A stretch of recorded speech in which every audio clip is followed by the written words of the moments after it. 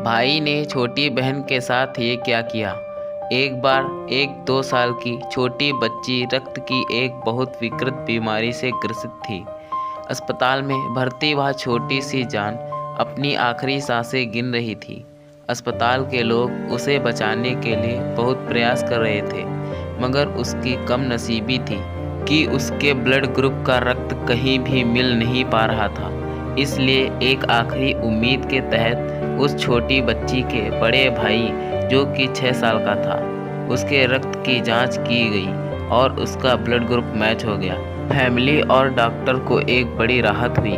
उस 6 साल के छोटे लड़के की माँ और डॉक्टरों ने उसे अपने पास बुलाया और उसे समझाया कि कैसे वह अपना रक्त देकर अपनी बहन की जान बचा सकता है। सबकी बात सुनकर वह बच्चा थोड़ा मौन हो गया और थोड़ी देर बाद बोला, मुझे सोचने के लिए थोड़ा सा समय दीजिए। किसी को भी उस बच्चे से ऐसी प्रतिक्रिया की उम्मीद नहीं थी, मगर डॉक्टर के सलाह से उस लड़के को 1 दिन का समय दिया गया। अगले दिन वह बच्चा डॉक्टर और माँ के पास आया और बोला कि मैं बहन को रक्त देने के लिए तैयार हूँ। सभी उस छोटे बच्चे के फैसले से खुश हुए।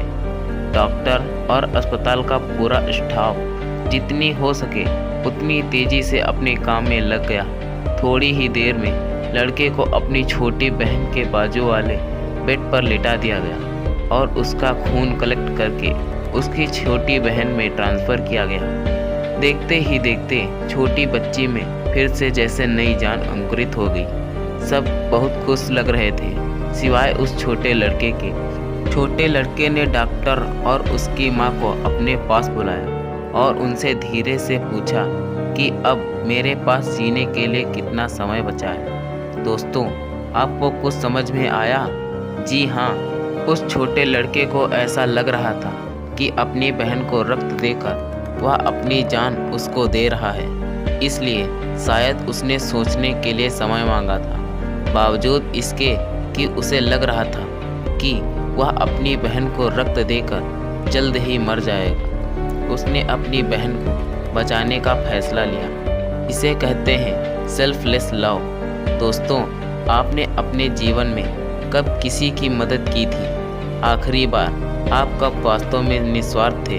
कब अपने वास्तव में अपने जीवन को जिया था और समस्या का सामना किया था?